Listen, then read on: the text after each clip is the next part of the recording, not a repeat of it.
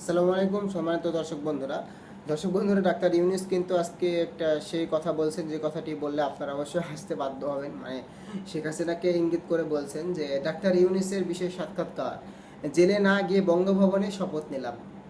আসলে কি বিষয়টা আপনারা বুঝতে পেরেছেন যে তিনি কি বোঝাতে চাচ্ছেন?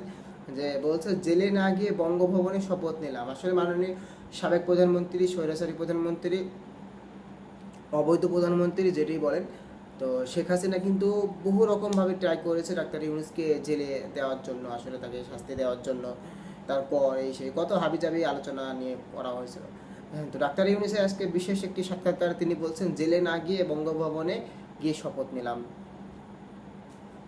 তো শান্তিতে নোবেল জয়ী বিজয় অধ্যাপক ডক্টর ইউনূসকে ছাত্র জনতার অভ্যুত্থানের পর বাংলাদেশের অন্তর্বর্তী সরকারের প্রধান উপদেষ্টার দায়িত্ব দিয়েছেন।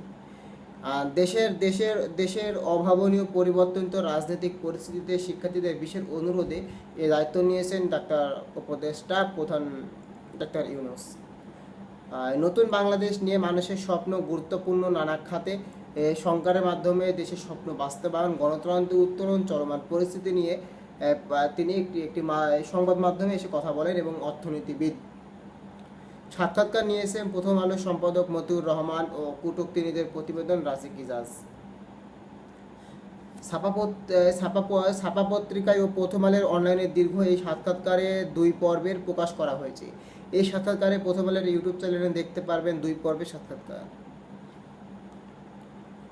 তো দর্শক বন্ধুরা, ইতিমধ্যে আপনারা সম্পূর্ণ ভিডিওটি দেখেছেন। প্রথম আলো একটি বঙ্গভবনে গিয়েছিল এবং বঙ্গভবনে গিয়ে আপনার ডাক্তার ইউনূসের সঙ্গে একটি বৈঠক করেছেন এবং তাদের সাথে একটি সাক্ষাৎ করেছেন। সেই সাক্ষাৎকে ডাক্তার ইউনূস বলেছেন যে জেলে না গিয়ে বঙ্গভবনে শপথ নিলাম। আসলে বিষয়টা কি বুঝাতে তিনি চেয়েছেন এবং তাকে যে শেখ হাসিনা অত্যাচার করেছে এবং তাকে জেলে দেওয়ার মানে বহু রকম চেষ্টা করেছে, তিনি আমার মনে হয় যে সেটি বুঝিয়েছেন।